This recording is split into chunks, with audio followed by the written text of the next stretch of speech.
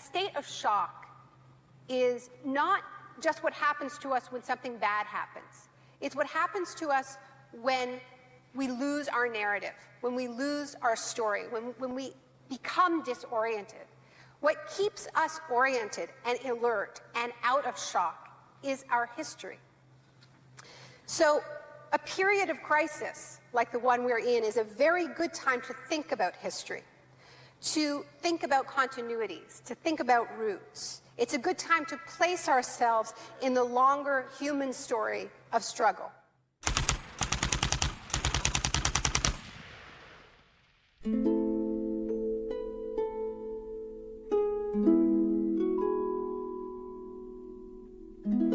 The story begins on June the 1st, 1951, when representatives of Western intelligence agencies secretly met with academics at Montreal's Ritz-Carlton Hotel. This meeting contributed to military-funded research into the effects of sensory deprivation at McGill University. Sensory deprivation really is a way of producing extreme monotony. It causes loss of critical capacity, the thinking is less clear, the subject complains that he can't even daydream. And when you have college students that can't daydream, they're in a bad way. I began to think while we were doing our experiments that it's possible that something that involves physical discomfort or even pain might be more tolerable than simply the deprivation conditions that we studied. Hebb decided to stop work on the research. But I had no idea when I suggested that what a vicious weapon, potentially vicious weapon, this could be. These are the days and ours are the occasions. But experiments at McGill continued under the ambitious head of psychiatry, Dr. Ewan Cameron. What he did was much more than what we had done. We did our work strictly with the understanding that the subject could get up and walk out at any point he wished to, and some of them did. Cameron's patients were not so lucky. The Allen Memorial Institute, where he worked, began to resemble a macabre prison, where Cameron performed bizarre experiments on his psychiatric patients. Cameron wanted to de-pattern or wipe clean his patient's mind, so he could rebuild them from a blank slate. Janine Huard was a young mother of 4, suffering from postnatal depression. I used to shiver when they told me about, you're going to get a shock treatment tomorrow. I used to shiver. I was so scared of it.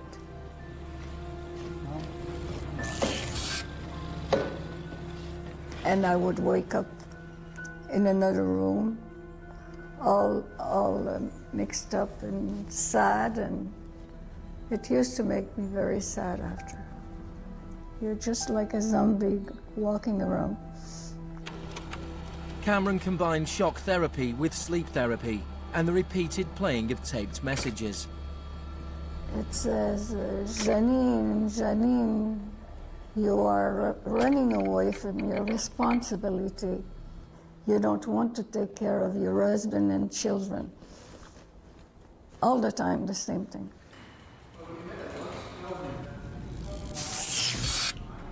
It sounds like you were being interrogated. Yes, interrogation, but for what purpose? It wasn't long before the CIA put Cameron's research into practice. Many of his techniques appear in the agency's Kubat Counterintelligence Interrogation Manual. These words are from the manual. It's a fundamental hypothesis of this handbook that these techniques are in essence methods of inducing regression of the personality. There is an interval, which may be extremely brief, of suspended animation, a kind of psychological shock or paralysis. Experienced interrogators recognize this effect when it appears, and know that at this moment the source is far more open to suggestion, far likelier to comply than he was just before he experienced the shock.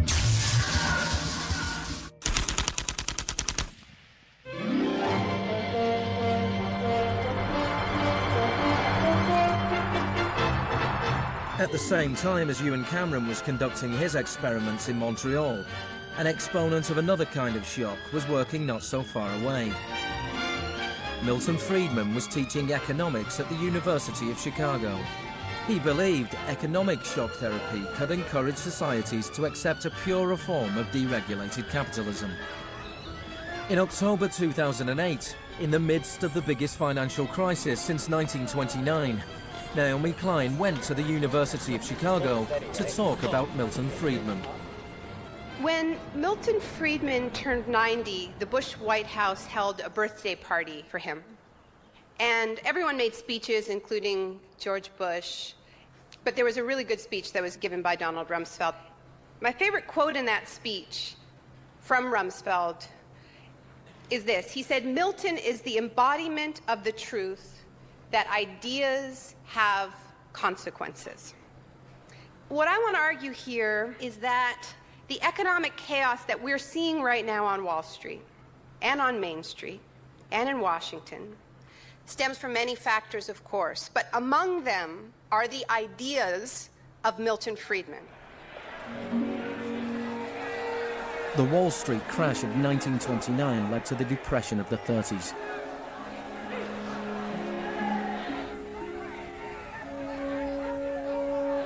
Central to Friedman's thesis was his opposition to the New Deal, announced by President Franklin Roosevelt in his inaugural speech.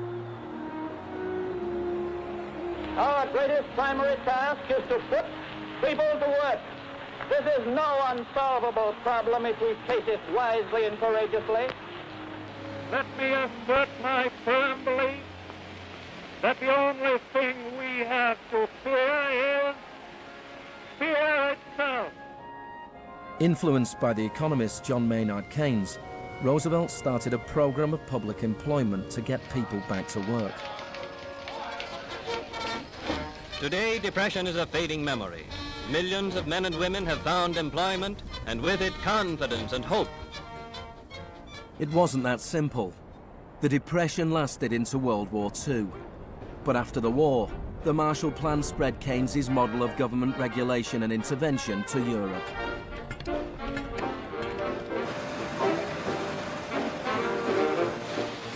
His principles were widely accepted, but not in the economics department of the University of Chicago. Milton Friedman from this university waged a war against the New Deal. Friedman was a member of a group called the Mont Pelerin Society, led by the Austrian economist Friedrich von Hayek. They believed that if governments stopped providing services and stopped regulating markets, the economy would correct itself. In the 50s, they were seen as cranks, but over the last 30 years, their ideas have become the dominant economic doctrine. The thesis of the shock doctrine is that we've been sold a fairy tale about how these radical policies have swept the globe. That they haven't swept the globe on the backs of freedom and democracy, but they have needed shocks, they have needed crises, they have needed states of emergencies. Milton Friedman understood the utility of crisis. Only a crisis, actual or perceived, produces real change. When that crisis occurs, the actions that are taken depend on the ideas that are lying around.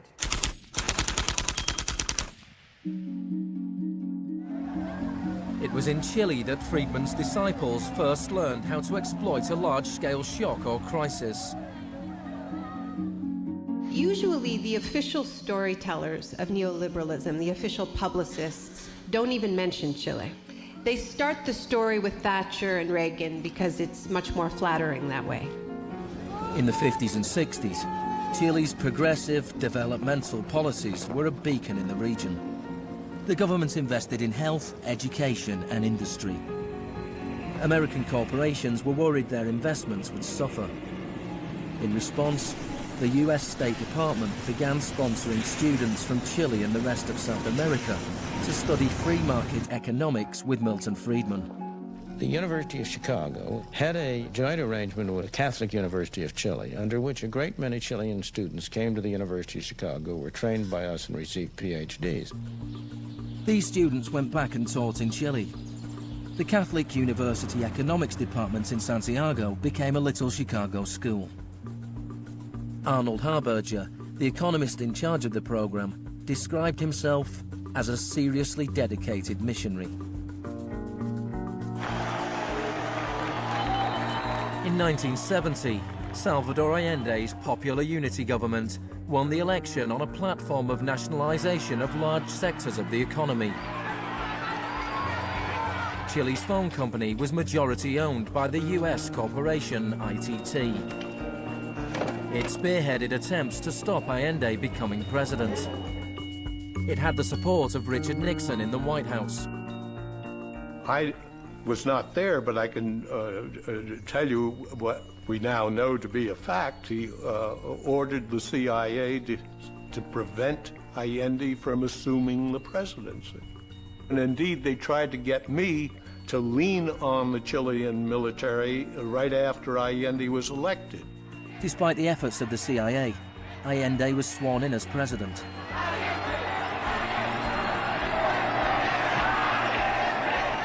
Richard Nixon ordered the CIA director to make the economy scream. Señor Nixon es presidente de Estados Unidos y yo soy presidente de Chile. Yo no tendré un término despectivo contra el señor Nixon mientras el señor Nixon respete al presidente de Chile. Preparations began for the military coup. The Chilean Chicago boys started work on a 500-page economic blueprint called the BRIC. With US funding, everything was done to destabilize the economy.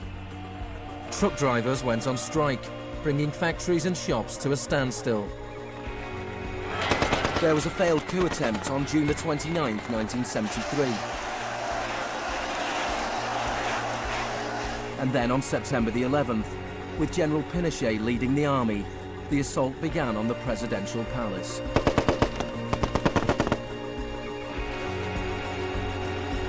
Chile had enjoyed 41 years of uninterrupted, peaceful democratic rule. Now it was being violently overthrown.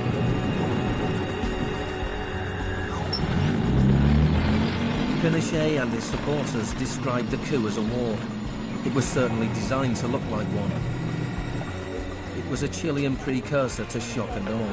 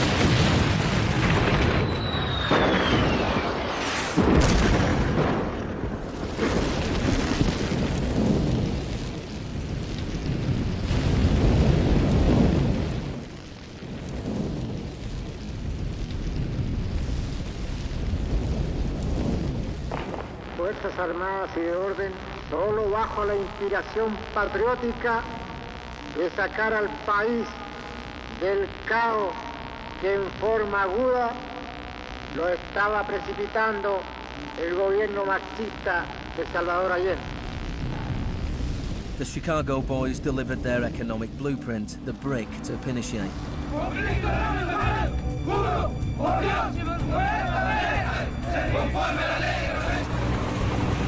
In the days that followed, more than 13,000 opponents were arrested and imprisoned.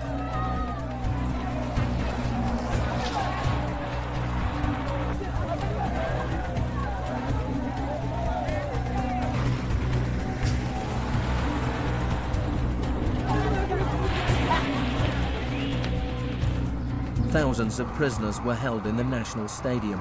Many were tortured. Chile became notorious around the world. ¿Cuántas personas?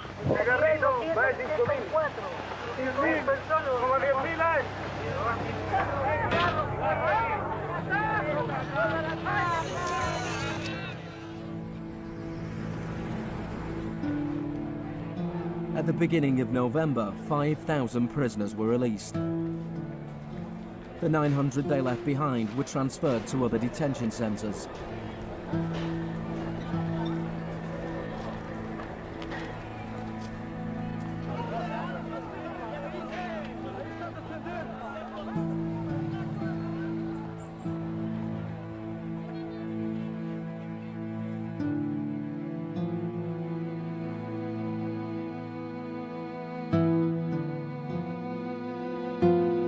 Less than a month later, FIFA allowed Chile to play a World Cup qualifier in the very same stadium. Their opponents, the Soviet Union, refused to play there, so Chile were allowed to score into an open goal and went through to the 1974 World Cup finals.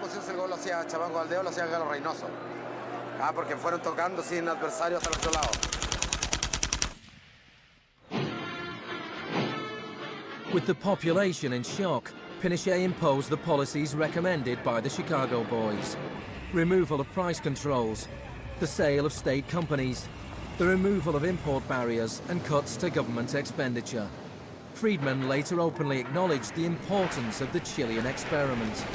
Here was the first case in which you had a movement toward communism, which was replaced by a movement toward free markets.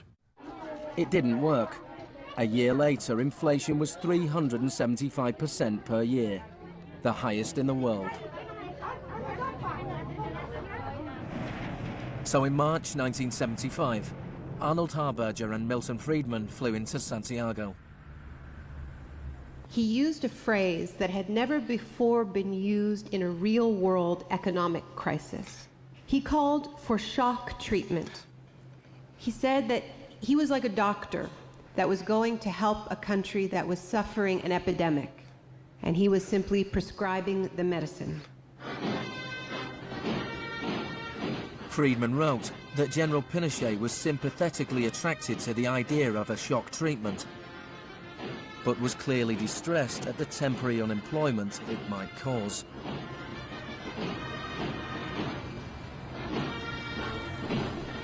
It rapidly became clear that Friedman's economic policies benefited the wealthy at the expense of the poor. It was calculated that a family trying to live on the average wage had to spend 74% of its income on bread. Items such as bus fares or milk became luxuries, and Pinochet got rid of free milk in school, a move that echoed the controversial policy of the young education minister in Britain, who would later become his friend. Thank you. Thank you. In order to enforce these economic policies, there had to be an enemy to fear. Tampoco creo yo que se haya triunfado totalmente sobre el marxismo. El marxismo es como un fantasma. Cuesta mucho tomarlo. Mejor dicho, no se puede tomar.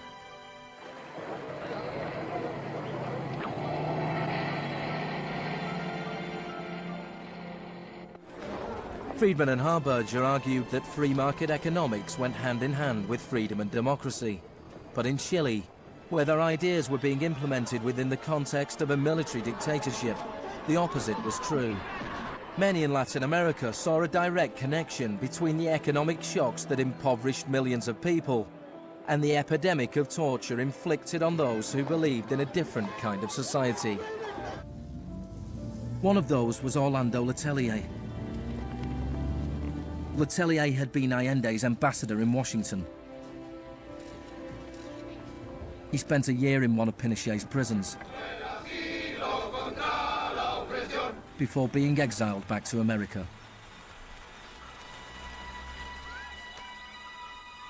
In 1976, Letelier wrote, "The economic plan has had to be enforced, and in the Chilean context, that could only be done by the killing of thousands, the establishment of concentration camps all over the country, and the jailing of more than 100,000 persons in 3 years."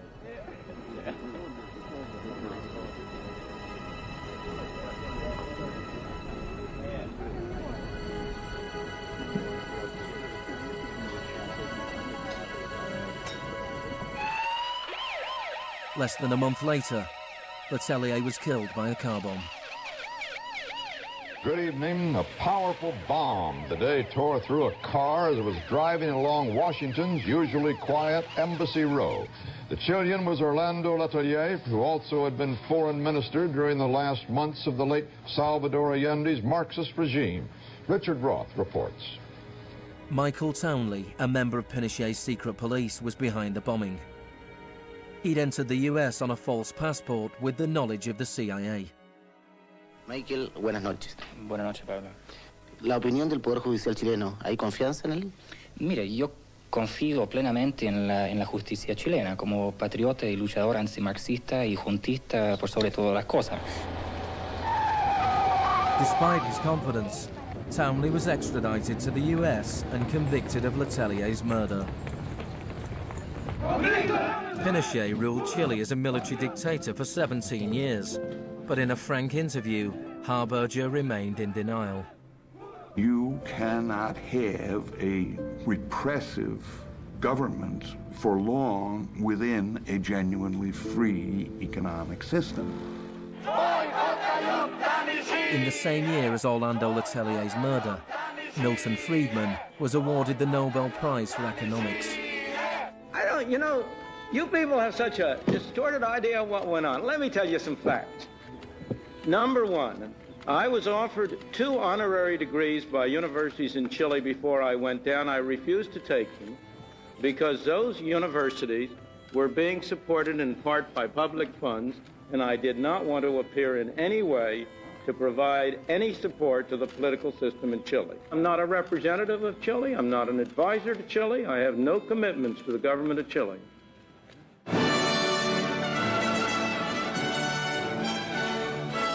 I now turn to you, Professor Milton Friedman. Friedman, go home! Friedman, go home!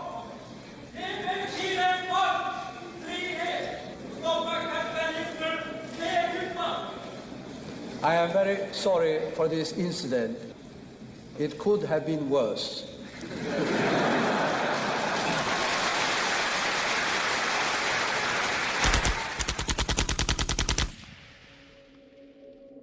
What I'm trying to do in the shock doctrine is tell an alternative history of how this savage stream of pure capitalism that we've been living, capitalism unrestrained, came to dominate the world.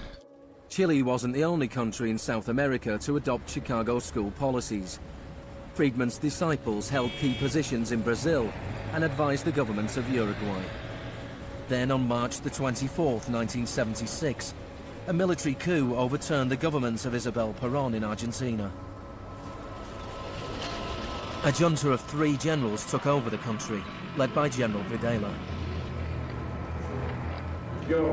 Chicago boys landed key economic posts in the military government. They seized the opportunity for major economic and social re-engineering. And within a year of the coup, wages lost 40% of their value, factories closed, poverty spiraled. Just as in Chile, people had to be terrorized into accepting these economic policies. Videla learnt from Pinochet's experience. He adopted the tactic of disappearing people. Striking a balance between public and private horror, disappearances were often carried out in broad daylight, but could always be denied.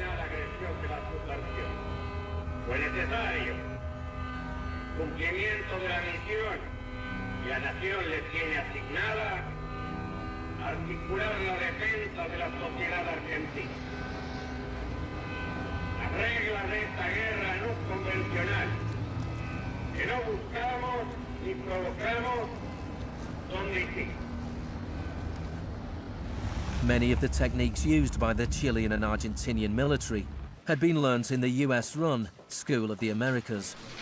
Torture techniques taught, from rape to derobing to torture with pointed objects, breaking of extremities, poking eyes out, branding, In Latin America, there are various regimes which at the moment are abusing human rights. Political murder, torture, deportations, imprisonment without trial, using the techniques they may have learned in this establishment.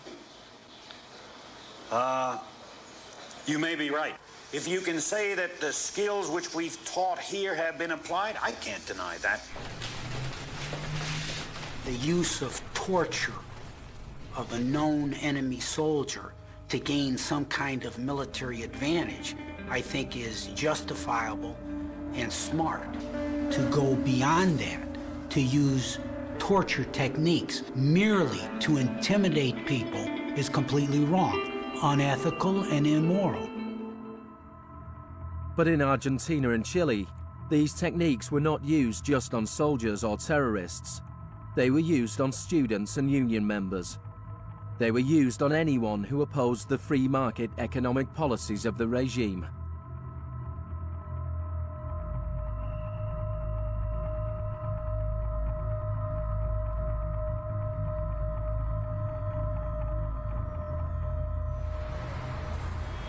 In 1978, the Argentine junta hosted the World Cup.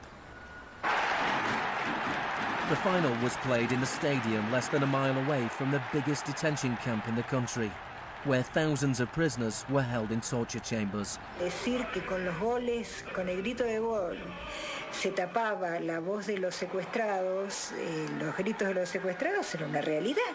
Organización extraordinaria, miles y miles de banderas, miles y miles de gargantas enronquecidas, 25 millones de argentinos que tienen un solo color, el celeste y blanco. El fútbol ha hecho el milagro del país, de este país maravilloso que nos siguen atacando aquellos que... And Argentina took their terror regime one step further than Chile. Among the disappeared were hundreds of pregnant women. Women who were allowed to give birth before being murdered. De todas aquellas mujeres que estaban embarazadas, les permitieron tener a sus hijos para una vez que nacieran, sacárselos. Y eso sucedió con 500. Yo soy uno de esos 500. Those children, many of whom were raised by families connected to the military, were a powerful reminder of the junta's project to re-engineer an entire society.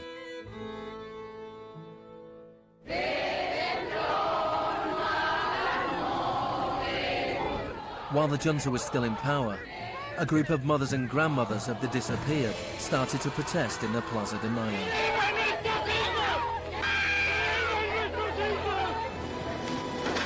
They turned detective, searching for the disappeared children. After the junta collapsed, some were found and reunited with their families. Occasionally they found remains. Mostly they found nothing.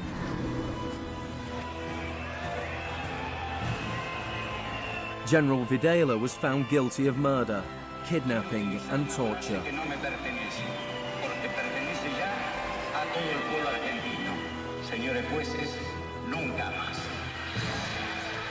He was sentenced to life in prison.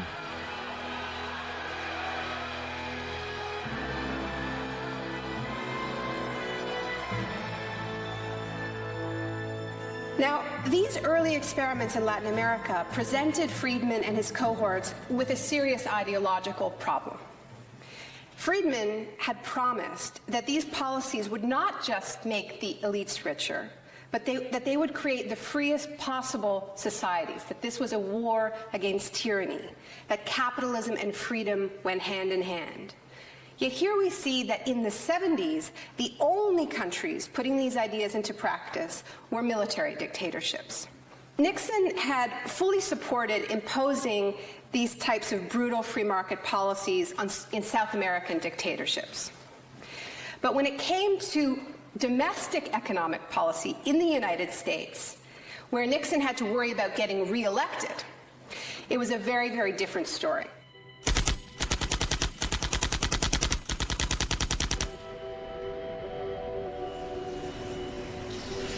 Friedman enjoyed a friendly relationship with Nixon. Several of his Chicago school colleagues and disciples were recruited to work for the government.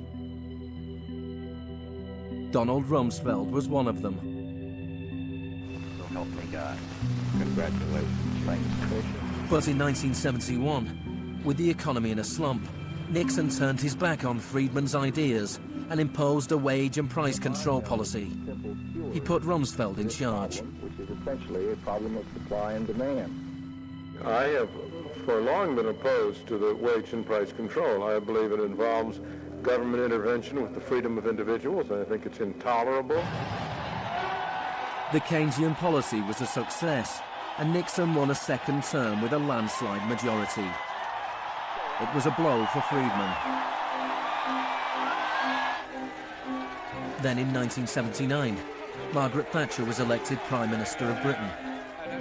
Her intellectual guru was Milton Friedman's old mentor, Friedrich von Hayek. And just over a year later, Ronald Reagan was elected President of the United States.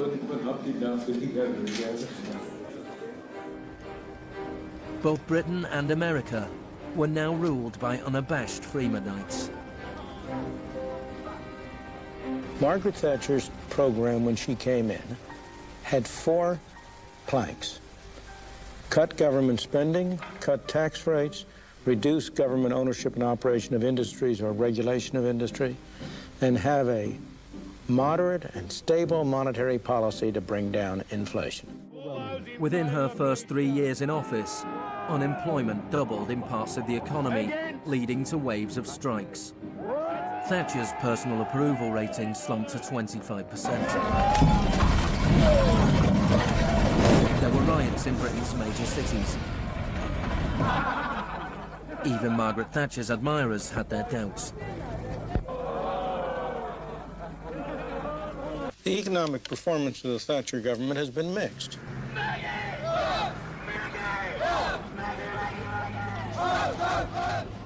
To those waiting with bated breath for that favorite media catchphrase, the U-turn, I have only one thing to say. U-turn if you want to. The ladies not for turning. Friedrich von Hayek urged Thatcher to copy Pinochet's economic shock therapy policies. Thatcher replied, "In Britain, with our democratic institutions and with the need for a high degree of consent, some of the measures adopted in Chile are quite unacceptable."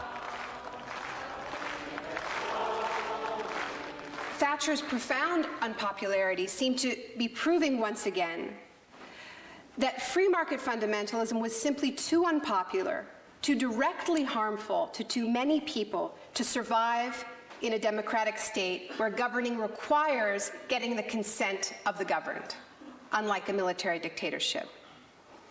What pulled Thatcher back from the abyss and ultimately saved the project was a crisis. Indeed, it was the ultimate crisis. It was a war. We are here because for the first time for many years, British sovereign territory has been invaded by a foreign power. The government has now decided that a large task force will sail as soon as all preparations are complete. HMS Invincible will be in the lead. Most people in Britain had never even heard of the Falklands. But when Argentina invaded the small group of islands thousands of miles away in the South Atlantic, Thatcher seized her opportunity to prove her credentials as the Iron Lady. Gentlemen, I've just heard that the white flag is flying over Stanley. The war was over in less than 3 months. As the troops returned to Britain, a wave of patriotic celebrations swept the country. Thatcher won the 1983 elections with a massive majority. She could now push through a form of the economic shock therapy witnessed in Chile.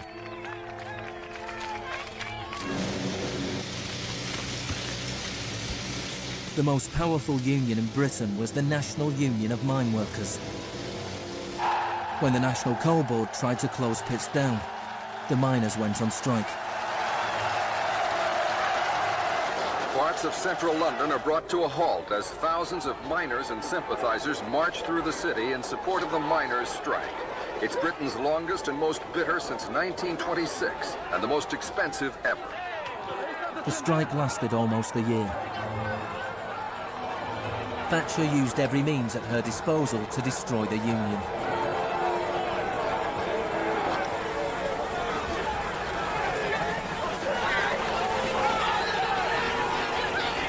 Eventually, the miners were defeated.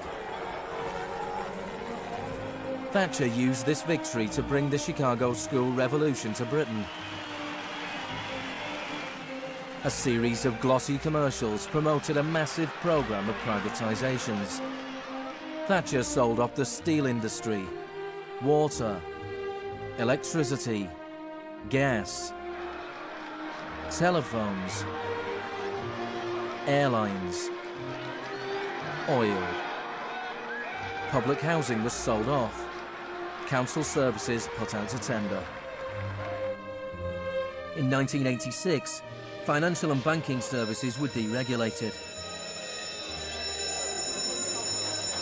It was called the Big Bang. No one here tonight needs reminding that the Big Bang is only a beginning.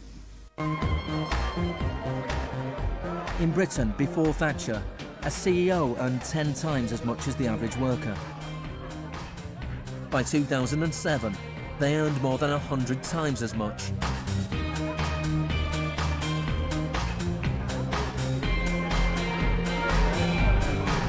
In the US before Reagan, CEOs earned 43 times as much as the average worker. By 2005, they earned more than 400 times as much. Friedman openly acknowledged the importance of Thatcher and Reagan in the spreading of Chicago school policies around the world. I thought if we would stand. The coincidence of Thatcher and Reagan having been in office at the same time was enormously important for the public acceptance worldwide of a different approach to economic and monetary policy.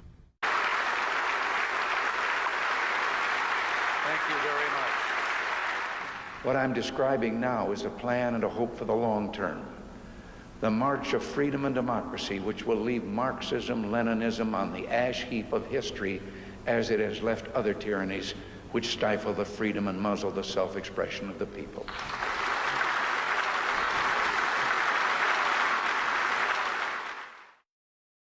Now, we all know the fairy tale about the fall of communism, that the West under Reagan and Thatcher looked so prosperous to the people of the former communist bloc that they themselves demanded radical free market policies.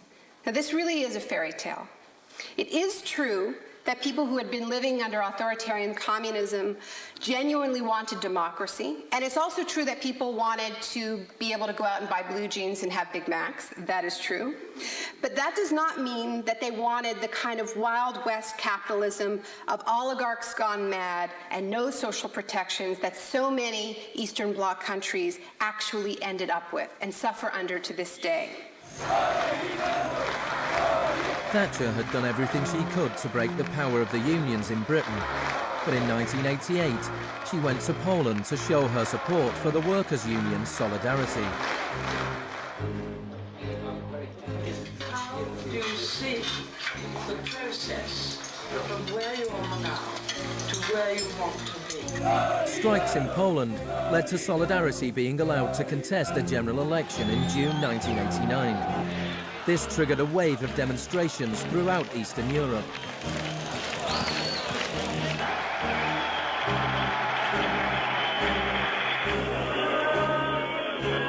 In the past, the Soviet Union had used military force to crush democratic movements. But the Soviet Union had a new type of leader, Mikhail Gorbachev, who was committed to glasnost and perestroika. He talked about a third way, a gradual transition to Scandinavian-style social democracy, something between free market capitalism and communism. Gorbachev charmed the public and politicians of the West.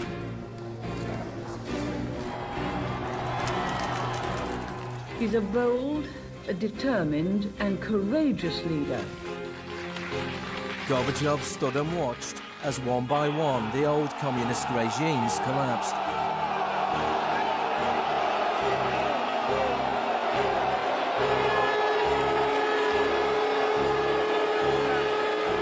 At the end of the year, the most famous symbol of the division of Europe came tumbling down.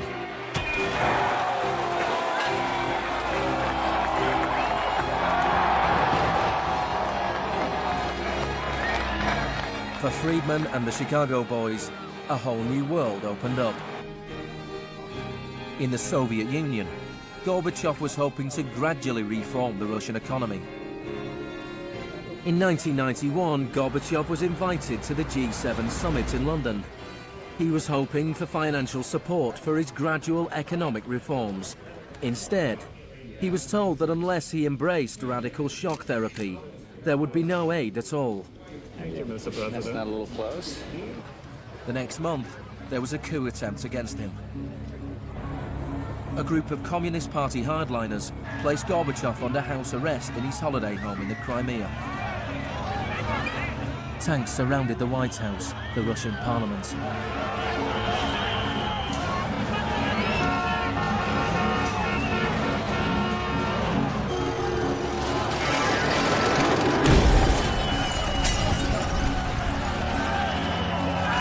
Amid the chaos of street clashes, it was obvious that to reinforce their position, the hardliners would have to resort to violence. Such action between the people and the security forces has not been seen since the early days of the Russian Revolution.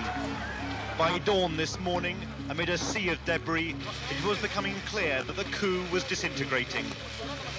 The Russian parliament building was unscathed. The military had not made their move. Inside, Boris Yeltsin was more powerful than ever.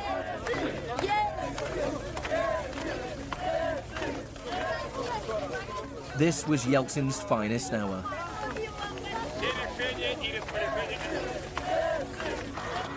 Gorbachev was released and he returned to Moscow, but he had lost much of his power.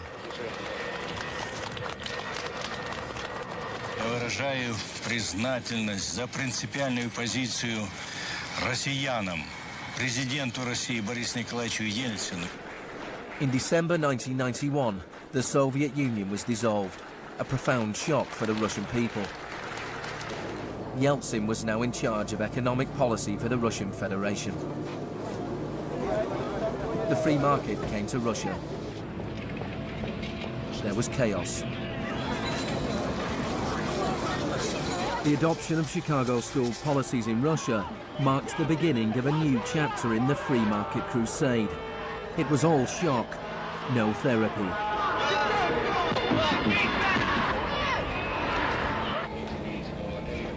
Despite the public efforts to promote popular capitalism, the reality was a small handful of businessmen made vast fortunes.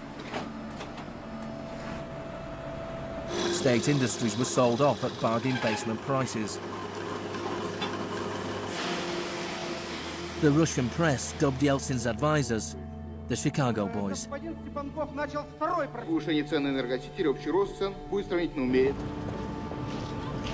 Yeltsin's shock therapy meant that in 1992, the average Russian consumed 40% less than in 1991.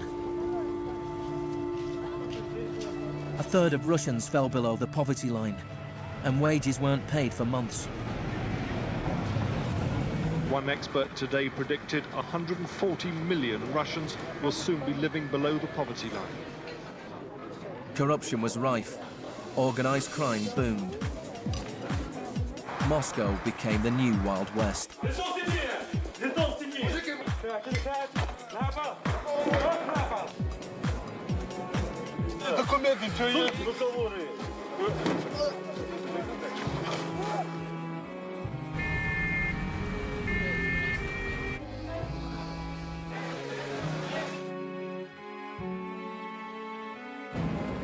The majority of Russians opposed the Chicago boys' radical vision for their country.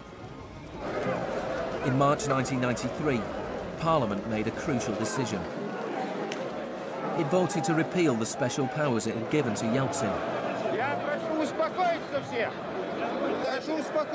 Yeltsin declared a state of emergency.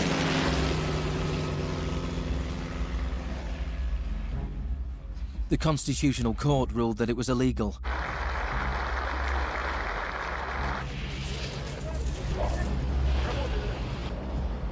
On September 21st, Yeltsin took the Pinochet option and dissolved Parliament.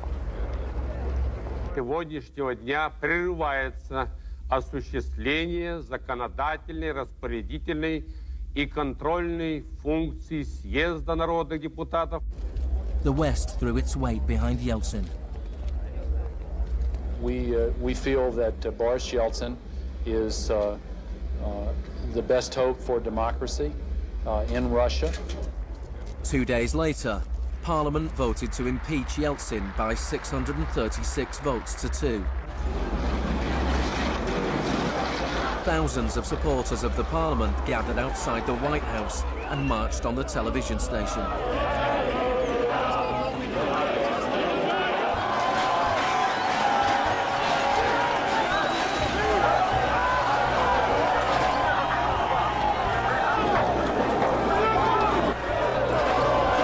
It looked like the supporters of Parliament were winning.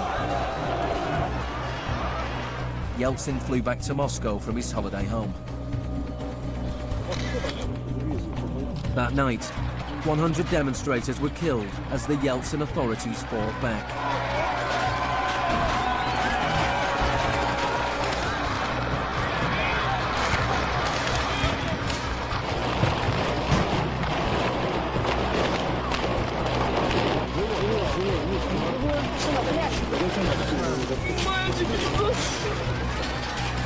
On the 4th of October, he ordered troops to storm the White House, shelling the very building he had defended 2 years earlier. Они убийцы, ты понимаешь или нет?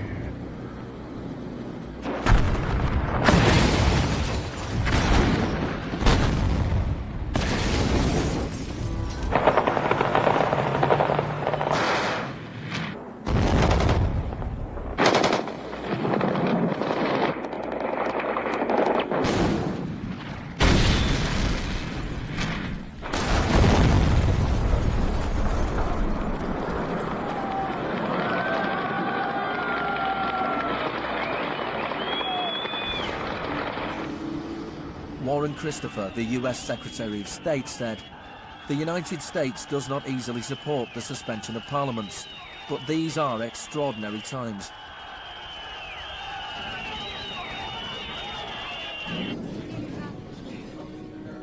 Yeltsin now had absolute power.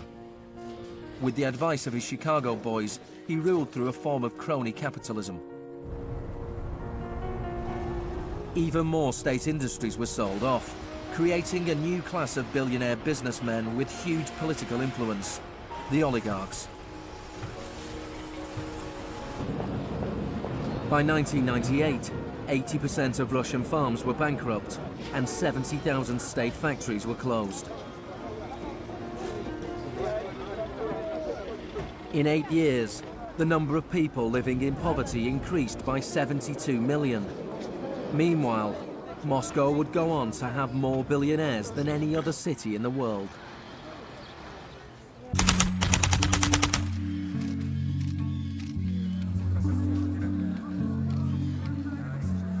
Good afternoon. Thank you for coming. Today it is my honor to announce that I'm submitting the name of Donald Rumsfeld to be Secretary of Defense. I look forward to serving our country again. Rumsfeld had been Secretary of Defense before under Gerald Ford. Then, the enemy we were supposed to fear was the Soviet Union. I'm not saying with certainty that the Russians are coming. I'm saying the trends are here. I'm not saying the Russians are 10 feet tall. I'm saying they used to be 5'3", they're now 5'9.5", and they're growing. Now there was a new enemy closer to home. On September the 10th, 2001, Rumsfeld made a speech laying out his plans to privatize much of the US military. Milton Friedman would have been proud. He said, "The topic today is an adversary that poses a serious threat to the security of the United States of America. This adversary is one of the world's last bastions of central planning. It governs by dictating 5-year plans. Perhaps this adversary sounds like the former Soviet Union, But that enemy is gone. This adversary's closer to home. It's the Pentagon bureaucracy. Today, we declare war on bureaucracy. The next day, American Airlines Flight 77 crashed into the Pentagon, killing 184 people.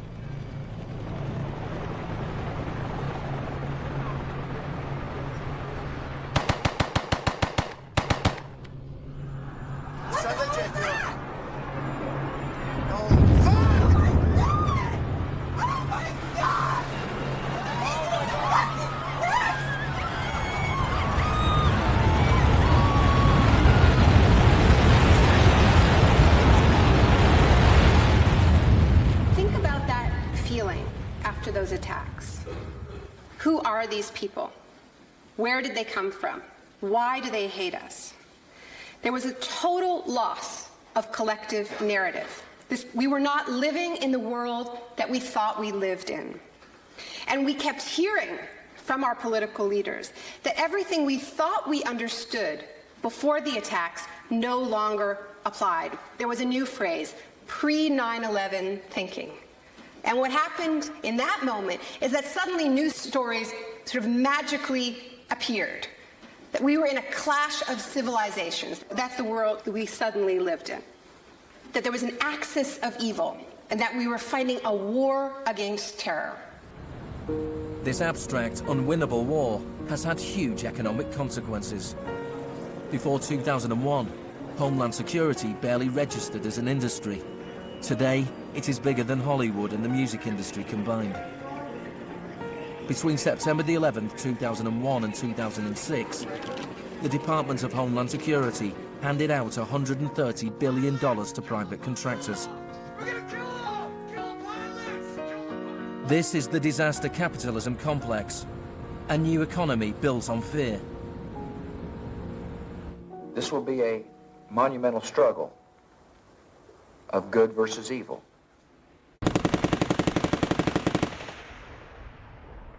The best defense against terror is a global offensive against terror, wherever it might be found. The first phase of this war was the bombing of Afghanistan.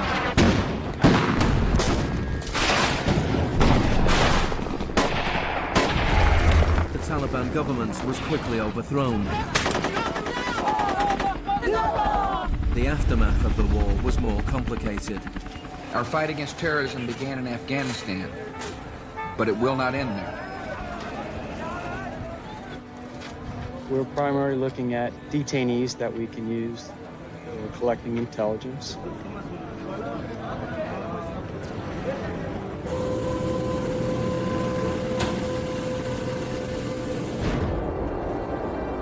Guantanamo was the first time that the techniques of the Kubark Manual were explicitly and publicly being used by American forces, officially sanctioned in the White House and openly broadcast on television around the world. Isolation, both physical and psychological, must be maintained from the moment of apprehension. The capacity for resistance is diminished by disorientation. Prisoners should maintain silence at all times.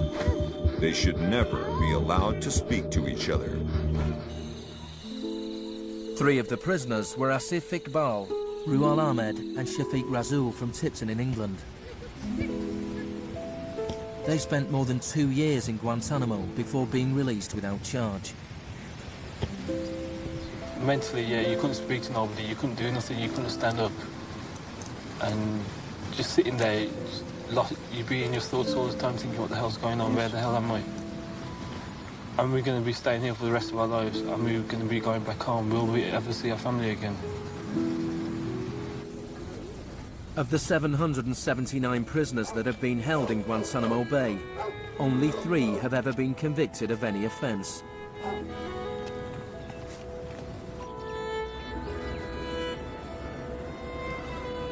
Well, the only thing I know for certain is that these are bad people.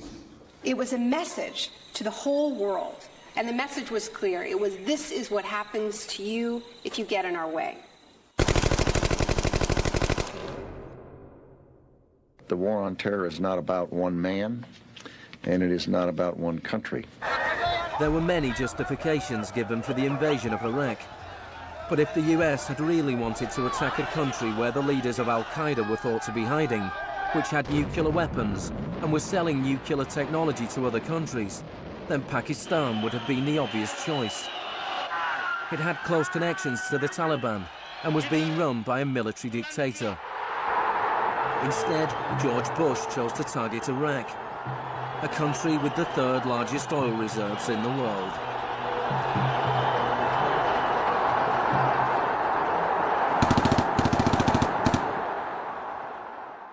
Now, about the Defense Department's war plan. It is not like that for the Gulf War. It's more along the lines of the Panama invasion of 1989. CBS News has been told it would start on what's called A-Day. A as in airstrikes. Airstrikes so devastating, they would leave Saddam's soldiers unable or unwilling to fight. The idea is to rain down the thunder so hard as to create, quote, shock and awe. If the Pentagon sticks to its current war plan, one day in March, the Air Force and Navy will launch between 300 and 400 cruise missiles at targets in Iraq. More than were launched during the entire 40 days of the first Gulf War. The sheer size of this has never been seen before, never been contemplated before. Harlan Ullman is one of the authors of the shock and awe concept, which relies on large numbers of precision-guided weapons. So that you have this simultaneous effect, rather like the nuclear weapons at Hiroshima, not taking days or weeks, but in minutes.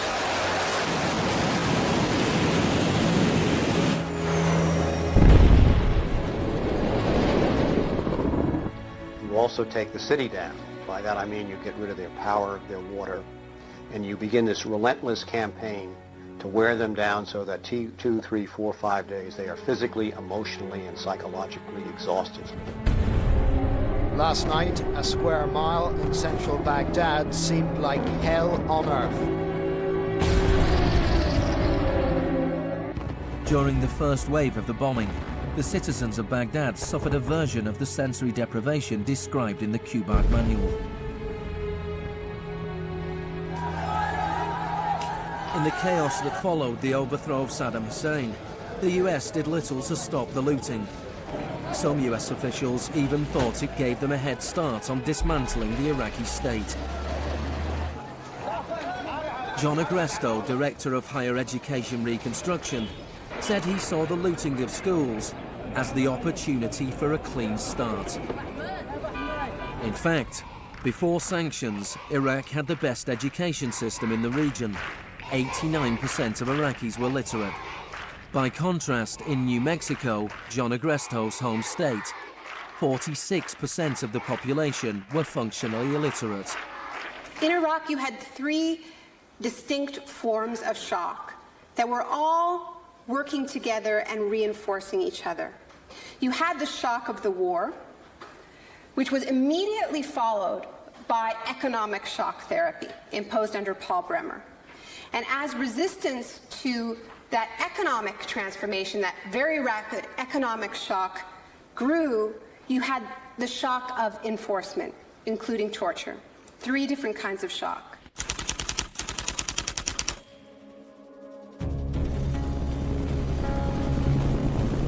In May 2003, Paul Bremer was appointed US envoy to Iraq. 2 weeks after he arrived, he declared the country open for business.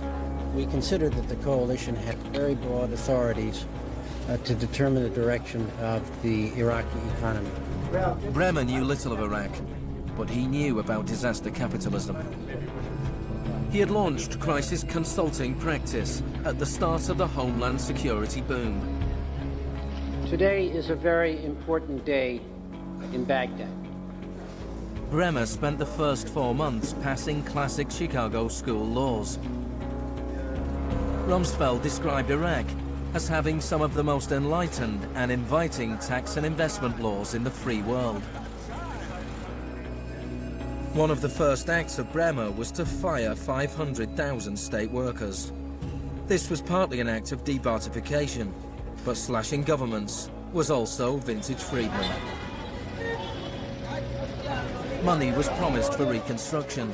Our investment in the future of Afghanistan and Iraq is the greatest commitment of its kind since the Marshall Plan. But in fact, it was just the opposite. Whereas the Marshall Plan was intended to boost European industries, US aid money in Iraq was spent on US corporations.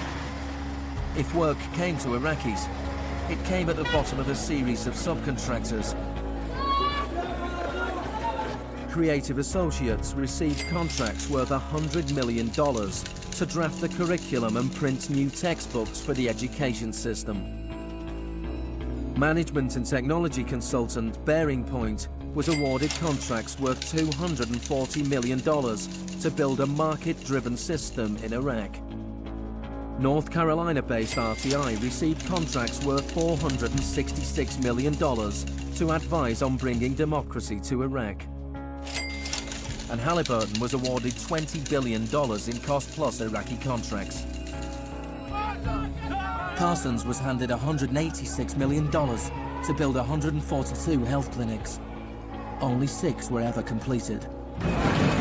Basic electricity and water supplies hardly improved, despite billions being spent in the first 4 years. We're going to succeed here, and when we succeed here, we will have done something important, not just for 25 million Iraqis. We will have done something that serves Western interests in this whole region. Even the new Iraqi currency was printed abroad. Let me show you an example of these notes. The US even paid private contractors to monitor the work of the private contractors who won contracts.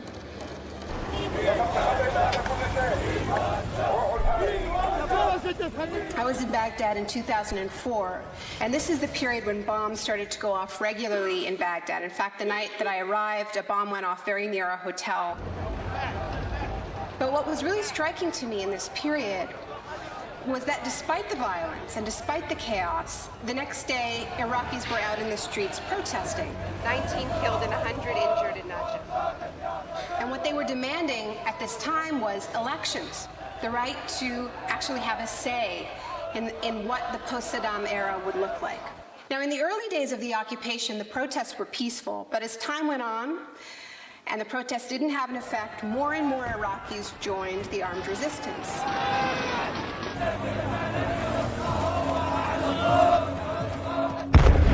The violence spun out of control.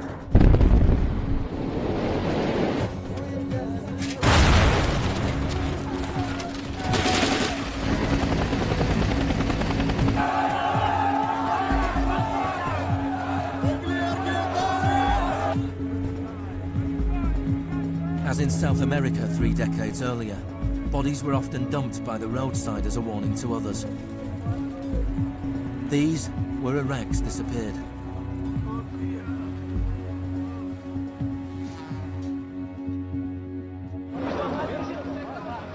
Extremely aggressive measures were needed to suppress the opposition.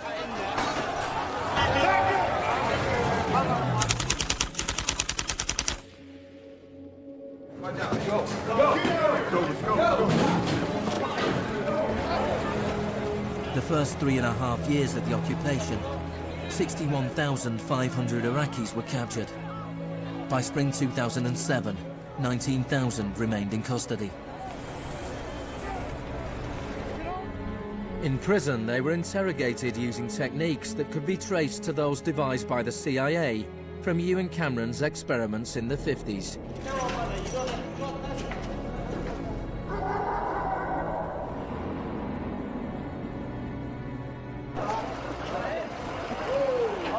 According to the Red Cross, US military officials admitted that between 70 and 90% of arrests in Iraq were mistakes.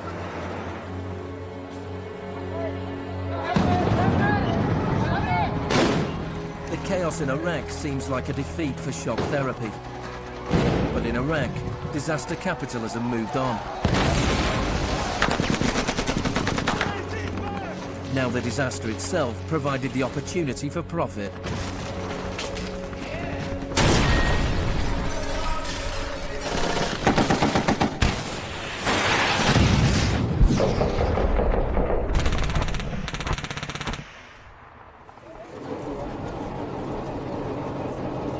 US military spending has almost doubled since 2001, nearing $700 billion per year.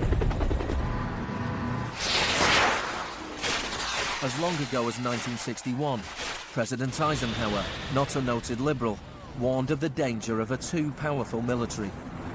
Now, this conjunction of an immense military establishment and a large arms industry is new in the American experience. We must guard against the acquisition of unwarranted influence, whether sought or unsought, by the military-industrial complex. We must never let the weight of this combination endanger our liberties or democratic processes.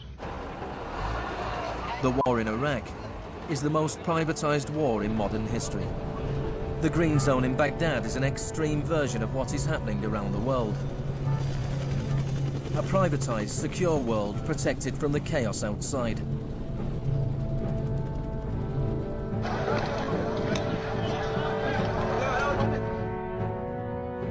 In 1991, in the First Gulf War, for every 100 soldiers, there was one military contractor. In 2003, at the beginning of the war in Iraq, for every 100 soldiers, there were 10 contractors. By 2006, for every 100 soldiers, there were 33 contractors. A year later, for every 100 soldiers, there were 70 contractors. By July 2007, there were more contractors than soldiers in Iraq. This was going beyond what even Milton Friedman had dared to hope. The only things I would not denationalize are the armed forces, the courts, and some of your roads and highways. One of the most high-profile contractors was Blackwater USA.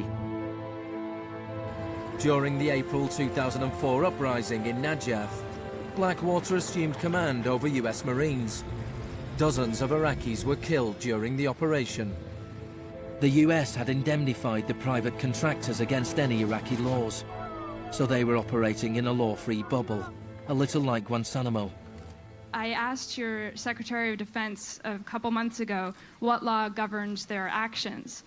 Mr. I was going to ask him. Go ahead.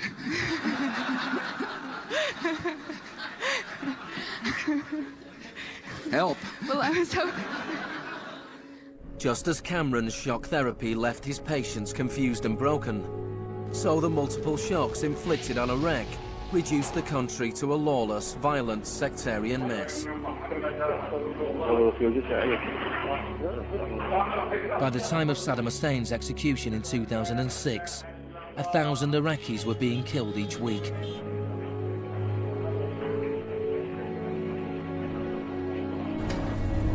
By April 2007, the United Nations High Commission for Refugees estimated 4 million people had had to leave their homes. Hundreds of thousands of Iraqis had died. I think the historians will write very clearly that we did a great and noble thing here.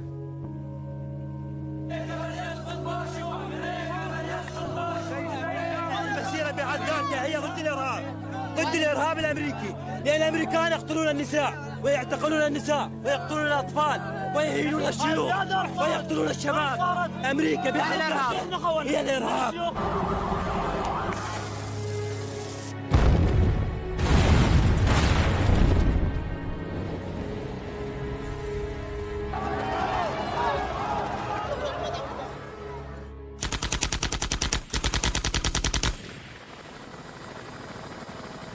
When Hurricane Katrina hit New Orleans in August 2005, the world was shocked to witness a sort of disaster apartheid.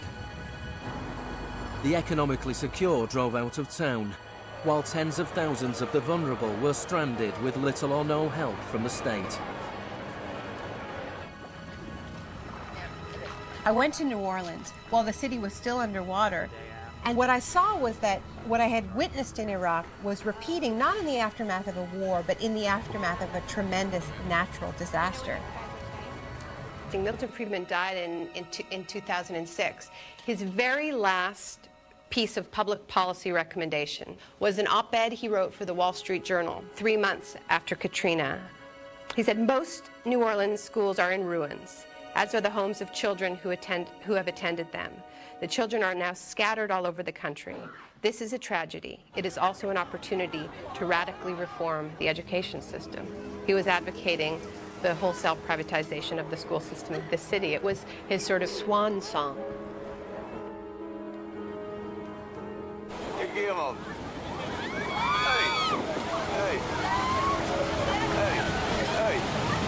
I'd witnessed a similar process in Sri Lanka in the aftermath of the 2004 tsunami. People who lived on the beaches for generations were prevented from returning so that the land could be privatized and sold off to luxury hotels.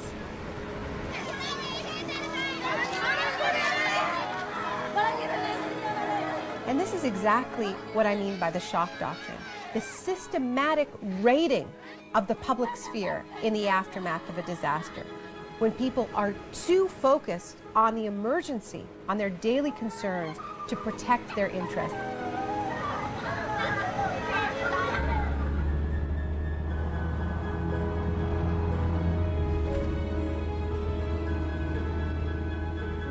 Maybe the first act of resistance is to refuse to allow our collective memory to be wiped. In 2008, Naomi Klein visited Villa Grimaldi with Isabel Morel, the widow of Orlando Letelier. Villa Grimaldi is a memorial to the cruelty of the Pinochet regime and to its eventual defeat. Villa Grimaldi fue el principal centro de tortura mientras se buscaba implementar la política de choc económico. Esta es la que tú señalas en el libro como las casas de uno por uno donde estaban los detenidos en Villa Grimaldi. It's not that I loved Pinochet, but I think that he was our teacher in many things. We learned about evil.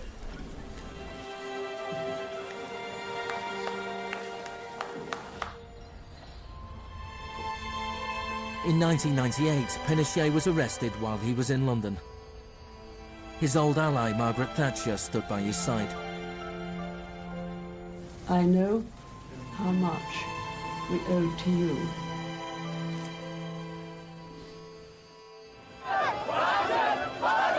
It took 30 years for the economic experiment originally test-driven by Pinochet to make its way around the globe to Iraq.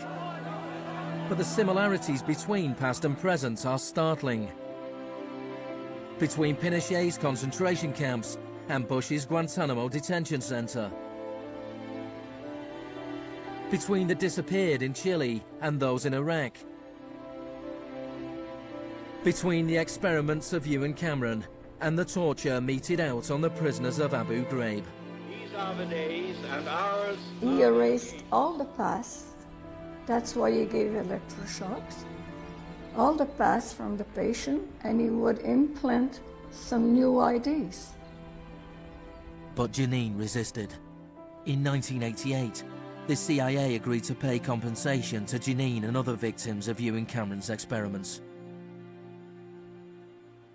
Janine, are you proud that they tried to break you and that you have fought so hard and won? In a way I am. In a way I am. Because I must have some willpower seeds in me. It is very, very hard to fight a government. People would tell me, Janine, you don't fight a government. What's the matter with you? They're too big. But I had faith that we would win.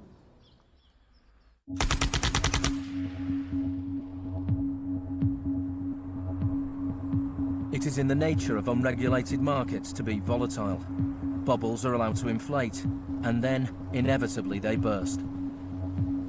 Since the deregulation of the Big Bang in the 80s, there have been a number of market shocks. In 1987, there was Black Monday. Markets fell spectacularly. It was the largest one-day percentage decline in stock market history. In 1992, there was Black Wednesday. when currency speculators made fortunes betting against the pound. In 1997, there was the Asian contagion.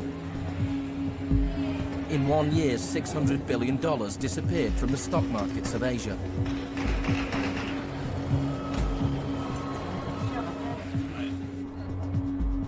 And then, in September 2008, the financial markets imploded. The market is not functioning properly. There has been a widespread loss of confidence.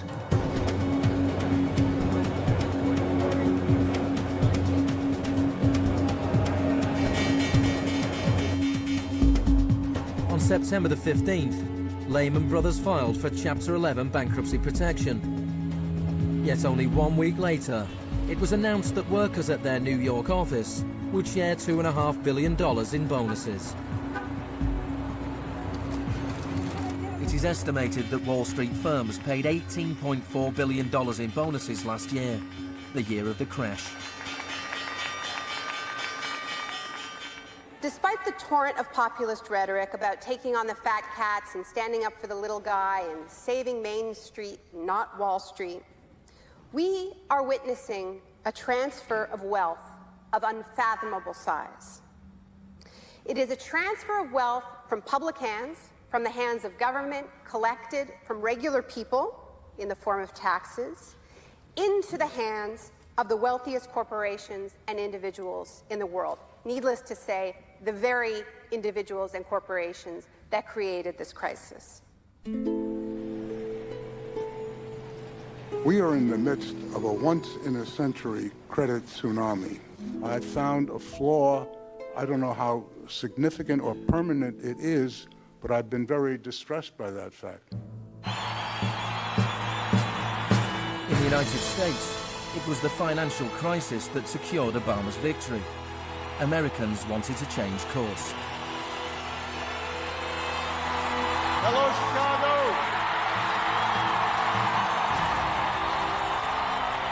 This crisis is clearly understood by almost everyone as being the direct result of this particular ideology of deregulation and privatization.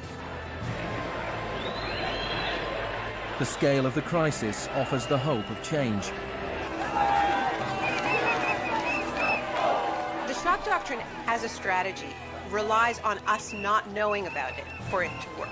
And what I find most hopeful about the current economic crisis is that this tactic is getting tired, because that element of surprise is no longer there. We're on to them, and it's not working. We're becoming shock resistant. The last time the world suffered a financial crisis as severe as this, people turned to the Keynesian policies of the New Deal. Let me assert my firm belief that the only thing we have to fear is fear itself. More than 1 million people came to Washington to hear Obama's inauguration speech. Many journalists made comparisons with FDR.